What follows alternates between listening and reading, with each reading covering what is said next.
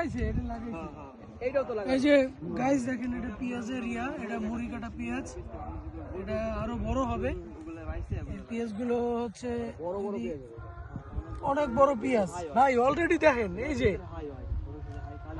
অনেক বড় পেঁয়াজ হয়েছে। এটা মনে হয় মহিন কত বড় হবে, আরো বড়। এত বড় বড় পেঁয়াজ হবে ভাই। এটা মনে করেন যে বাংলাদেশের সোনার ফসল। এটা যদি আমরা ফলাইতে পারি তাহলে কৃষক হয়তো কিছু টাকা পয়সা পাবে।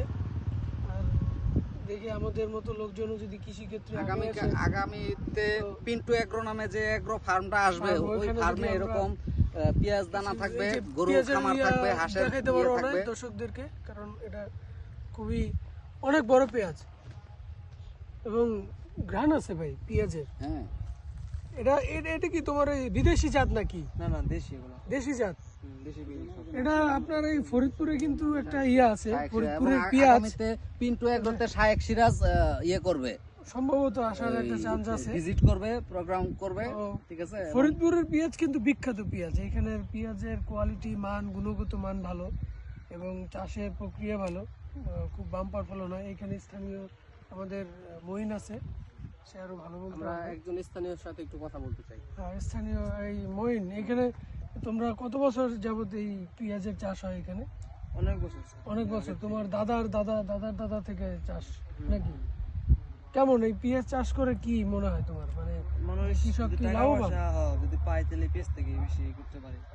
আচ্ছা, তার মানে বলতে চাইতেছো যে মানে পেঁয়াজের চাষ করলে আসলে মানুষ, কৃষক একটু লাভবান হবে, কৃষক হাসি মুখে সে সংসার চালাইতে হবে, তাই তো?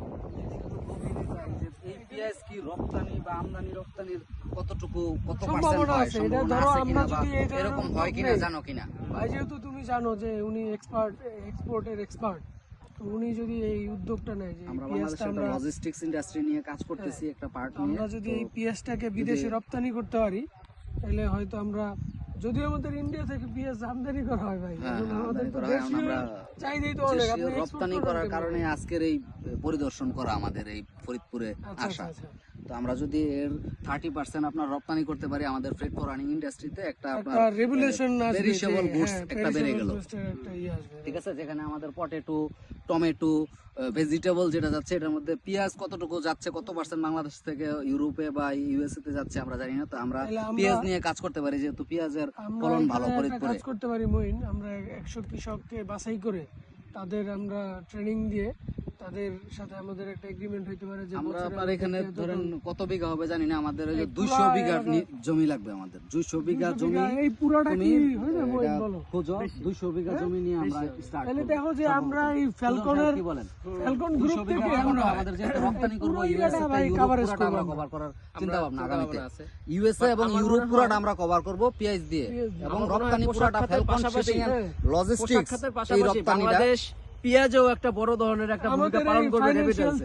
হ্যাঁ, পেরিশেবল গুডসে পেঁয়াজ রপ্তানিতে ফ্যালকন শিপিং এন্ড লজিস্টিক্স একটা বড় ভূমিকা রাখতে যাবে, এবং ফ্যালকন শিপিংই এর 200 বিঘা জমি নিয়ে এই যে পুরো এলাকাটা দেখাও যে কত বড় এলাকা। এটা আমরা পুরো করে নিব, কি বলে অ্যাকোয়ার করে আমরা লিজ করে নিব, লিজে নিয়ে নিব। 200 একর জমি দিয়ে আমরা সর্বপ্রথম স্টার্ট করব। আগামীতে 1000 একর নিয়ে আমাদের শেষ করার আমাদের পরিকল্পনা।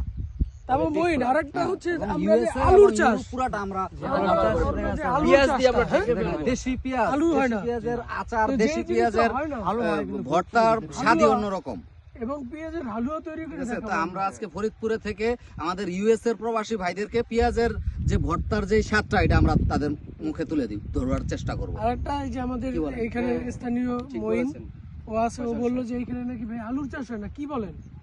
এইখানে তো এই যে মাটি দেখলাম আমি, মাটির যে গুণাগুণ, না আপনার মুন্সিগঞ্জের ওই সাইড দিয়ে আলু বেশি হয়, মুন্সিগঞ্জে আলু শেষ হয়ে এই সাইডে পেঁয়াজ, তারপর আপনার পাট, তারপর পাটও বেশি। তাহলে দর্শক ধন্যবাদ আমাদের সাথে থাকার জন্য, আর আশা করি আমাদেরকে খুব তাড়াতাড়ি দেখবেন। আমরা বড় একটা প্রজেক্ট নিয়ে আসতেছি এখানে বিন্নালিয়া, এই এলাকার নাম হচ্ছে ফরিদপুরের বিন্নালিয়া গ্রাম। এইখানে আসলে বাংলাদেশের কৃষি সম্ভাবনা, অপার সম্ভাবনাময় দেশ, একটা সোনার ফসল, সোনার দেশ। আগে জানতেন যে এখানে পাট চাষ করা হতো, কিন্তু পাটের সেই সোনালী অতীত আসলে অতীত হয়ে রয়ে গেছে। এখন আসলে পেঁয়াজের যেই সোনালী যুগ চলে আসছে, আমরা এই পেঁয়াজ নিয়ে কাজ করব, পেঁয়াজের উন্নয়ন নিয়ে কাজ করব, কিভাবে কৃষকদের মুখে হাসি ফোটানো যায়। আমরা আশা করি আমাদের পাশে থাকবেন।